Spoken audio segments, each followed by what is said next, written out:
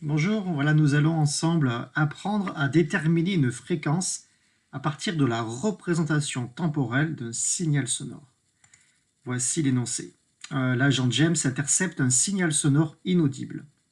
Pour en déterminer la provenance, il doit savoir si c'est un ultrason ou un infrason. Voici ce qu'il y a sur l'écran du détecteur.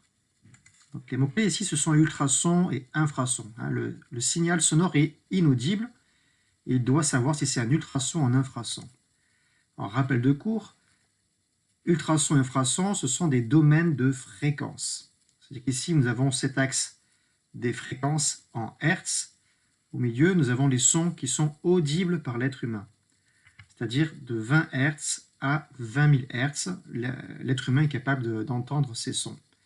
Donc ici, par ici à gauche, ce sont les sons graves, et ici les sons aigus. Alors, en dessous de 20 Hz, ce sont les infrasons, et au-dessus, ce sont les ultrasons. Donc, pour savoir si c'est un infrason ou un ultrason, il faut connaître la fréquence en Hertz. Grâce à la formule que vous devez connaître, la fréquence, c'est l'inverse de la période. 1 sur grand T. Grand T, c'est la période.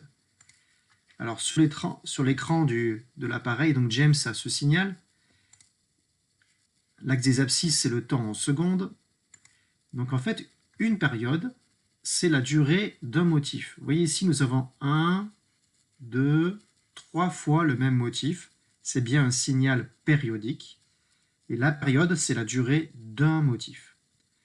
Alors attention, nous n'allons pas mesurer juste un seul motif, mais pour plus de précision, nous allons en mesurer 3. On a appris le maximum. On va mesurer 3T, les 3 périodes des 3 motifs. Qui correspondent en tout cas aux 3 motifs. Donc je le mesure graphiquement. Donc je mesure 3T égale 1,58 secondes. Moi je cherche la période grand T, donc T c'est 1,58 divisé par 3 pour avoir vraiment la durée d'un seul motif, sa période. Et je trouve 0,530 secondes. Voilà la période. Au passage, j'aurais pu aussi mesurer les 3T en partant de ce pic à ce pic. Il y a toujours bien 1, 2, 3 périodes.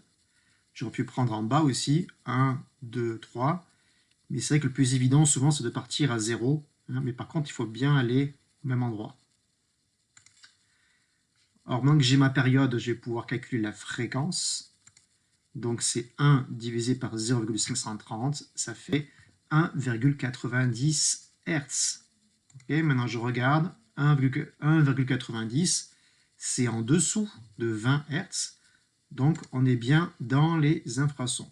Voilà, on a aidé James, il sait maintenant la nature du son intercepté. Voilà, merci à vous, bravo et à bientôt.